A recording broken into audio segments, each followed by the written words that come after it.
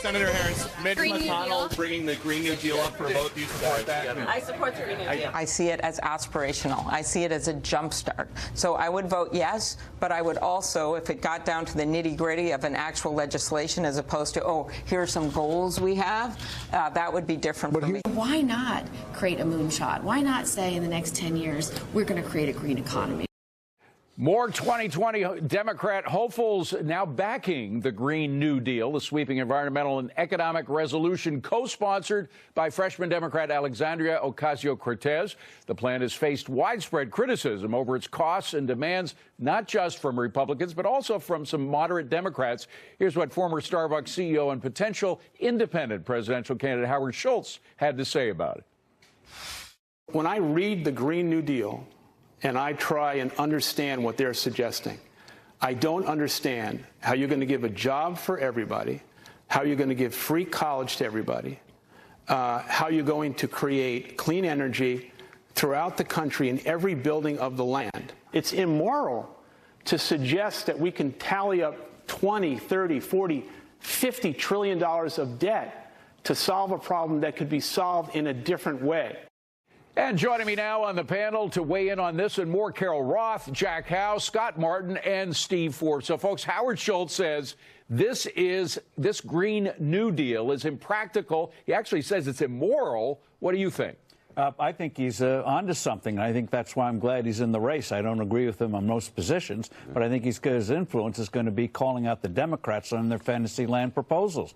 For example, getting across the Atlantic Ocean without airplanes. You're going to have a bridge across the Atlantic Ocean. You're going to have a tunnel. How about tectonic shifts and little things like that? They're against cows. The flatulence doesn't come from the cows. It comes from these people. Enough already. I like, instead of a Green New Deal, I like a new Green Deal, something with smaller government, less spending, getting the government out of the free market so we could all keep more green in our pocket. I think that that is what is moral. Basically, what is being proposed here is a complete pipe dream. It reminds me of a kid who's running for class president, says, you know what, we're going to put a hot tub in the cafeteria and everyone's going to get a new sports car. I mean, it's just absolutely something that shouldn't even be taken seriously. It's a little pie in the sky, right? It doesn't feel fully baked yet. The good news is the Energy Administration came out with their long-term outlook on what's going on. They see rapid uptake in solar over the next few decades, and they see lower carbon intensity and things like transportation. That's not from policy. That's just what's already happening in the free market economy. I think if you get somewhere in between there and this pie in the sky stuff, there's probably a workable solution, right? In between. Maybe, Jack, but the only green I see going on here, guys, is the green I think the Democrats are smoking when they come up with these crazy ideas. I love the word that Howard Schultz used, immoral, because this is not only immoral from the debt it's going to rack up, from the fact that they can't explain how they're going to pay for it, but this whole idea of how we're just going to give you money, Mr. and Mrs. Smith, to live on, and we're going to give you this job that's going to be from the government, and all these promises that come down the road that say capitalism is going to destroy you, but the government, socialism, is going to save you. That's immoral because those are lies. Capitalism is going to lift up the very people that they're trying to help. And again, the concept of people who say, the Democrats who say we're in favor of the concept, we're in favor of the general principles, it's the details that have to be worked out, but the concept includes things like economic security for those who are unable or unwilling to work. I mean, you get money even if you do nothing. But don't you think on the environment, don't you think Republicans should put together something? I think if you do nothing, you run a risk of ending up with the full-blown lefty plan, right? I don't think it's great news when you see Trump, saying, well, it snowed yesterday, so there's no such thing as climate change. I mean, you could put together something that has conservative values sort of preemptively to head something like this off. Could you not? You could, but at the same time, you're throwing in work, you're throwing in a bunch of economic policies. What does that have to do with the environment? What kind of a Green Deal is that, other than, as you said, the green that you're smoking or the green that's coming out of all of our pockets? The whole thing wrecks the economic environment. That's why it's immoral. It hurts the very people who need the economic growth the most. You're not going to get jobs. You're not going to get investment. And so people who want to move up, as Lincoln put it, improve their lot in life, are going to be left behind. So in the name of helping people, look at Venezuela. They're going to destroy them. And they got to be called out on it and say, it's aspirational. Oh, it's just general ideas. Okay, where are the details? The answer is they don't have them because they're embarrassed by it. But it's a shame the Democrat Party has gone along with this thing from a kid who's, I guess she's still in high school mentally, comes up with something that would only get a grade of C. She just got fired from her bar job. She just got fired from the bar job, so that's why she's doing politics. And I think No. Well, that's what I heard. I think in that respect, she shows the virtue of American capitalism. You could go from bartending to public service. She left the private sector. I like that part of it. I just wish you'd realize the system that makes her rise possible. Stop pulling AOC's pigtails here. I like my lefties to sound like lefties. I like competition of ideas. She's got some ideas. I'm not in love with what they're putting together with this Green New Deal. She doesn't sound like a lefty. She sounds like a Marxist. I mean, they're crazy, Jack. Yeah, I mean, it's absolutely insane. What do you have against cows? She didn't even bring up anything that's realistic. She didn't bring up China. She didn't bring up nuclear energy. Anything that's really going to make an impact on the environment was left out of the deal. Well, actually, I beg to differ. She does bring up, or the Green Deal does bring up nuclear energy. They're against it. They don't want any nuclear energy. So they bring it up in the wrong way. The point is, and to Jack's point, I mean, look, there's nothing wrong with clean water and clean air and cleaning the environment. We all like to breathe clean stuff. But the point is, this is much more than that. This is the green agenda, as we found out with the so-called Greens in Europe. It's much more than environmental. This is an economic policy prescription for socialism. Yeah.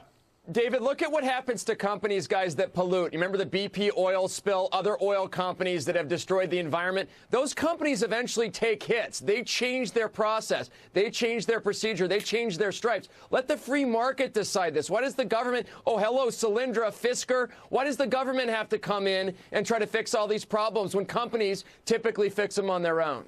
And when the EPA, remember that scandal when they had all that sludge out at that mine that they covered up on?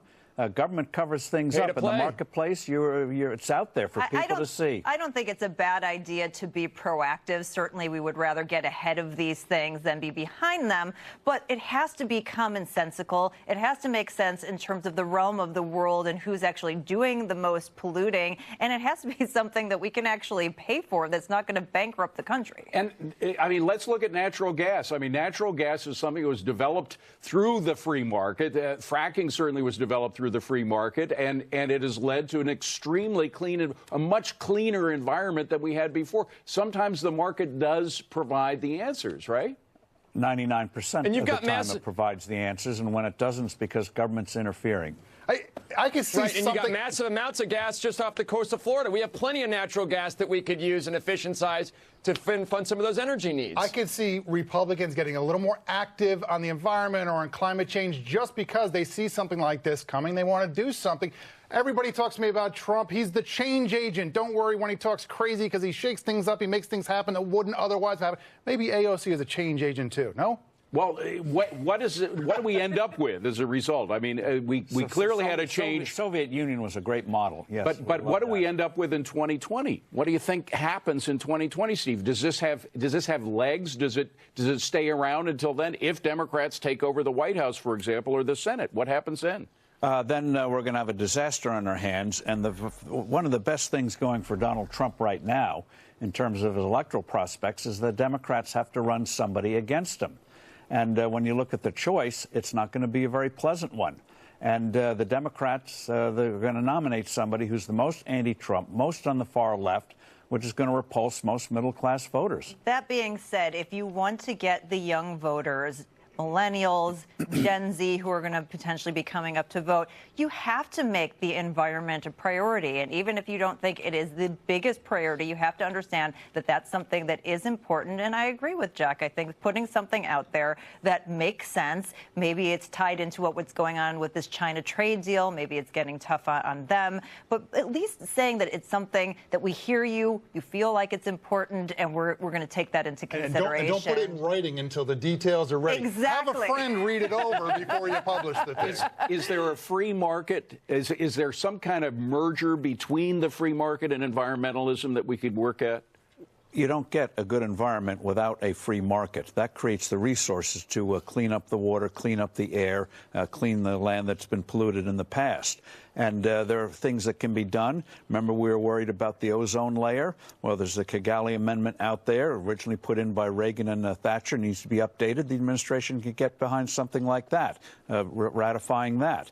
And so there are practical proposals out there, but they actually get real things done. And, you know, it's not for nothing that the biggest polluter, I think it's fair to say, in the world right now is a communist country, is China. When the government takes over to the extent that this new Green Deal wants the government to take over, you end up with a dirtier environment, not a cleaner one. Am I crazy? Nobody checks them on it. Nobody checks them on it, David, and that's the other thing. I mean, if we take over some of these policies from Jack's girl AOC, there's nobody that's going to check them on it. I mean, that's the other thing the millennials, to Carol's point, have to be worried about. They're the older voters, fine. You know what? Maybe they don't care if AOC's Green New Deal goes into effect, because in 20 years, whatever, maybe they won't care. But if you're a millennial and you're going to be living on this planet for 50 years after she's got some power, that's a scary thought if it were me. Last word from our man in Chicago who wishes there were a little more global Where it's warming freezing, right now. by the way. Exactly. All right, well, our national debt